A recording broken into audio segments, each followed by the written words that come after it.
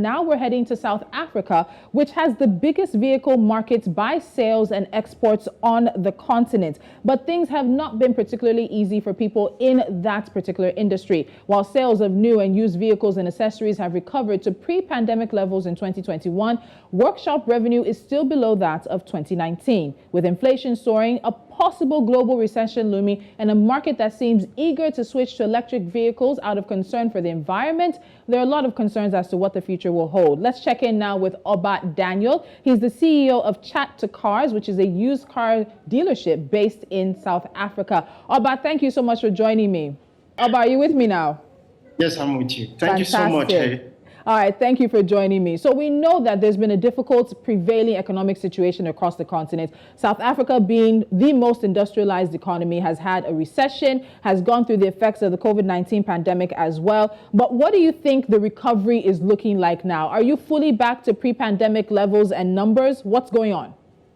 All right, so your definition of recovery is quite, for any SME at this point in time, it's very challenging, to be honest with you, especially in South Africa. But compared to the COVID pre-pandemic situation, it looks hopeful. But if you are selling above the water level, then you are doing very well. I mean, most of the businesses recently were closed down. Companies as big as Standard Bank shut down most of their branches around South Africa. So if for an SME that is still striving at this point in time and is still selling, then definitely they will survive.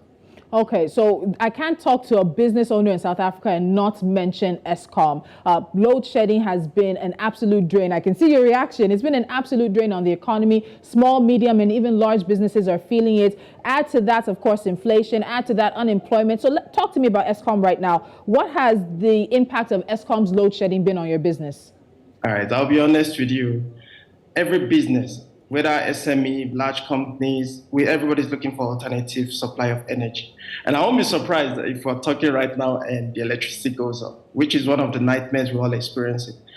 Even a little thing such as having to move around. I mean, the robots are not working. Or robot, when I say robot, I mean the traffic lights are not working as we speak in some of the places. It's a nightmare for everyone, both for SMEs, both for big companies. And as a result, expenses are now high because now if your cost as a business is minimal, now you have to spend more for alternative source of energy or to keep your lights running, which is it affects the economy totally, not just for SMEs, but for everyone. And it's very discouraging, I must be honest.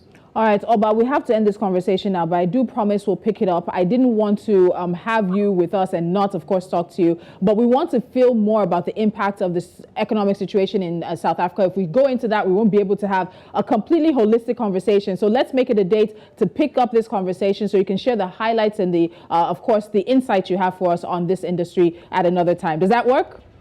All right. Fantastic. Thank you so much. Thank you so much, Oba Daniel.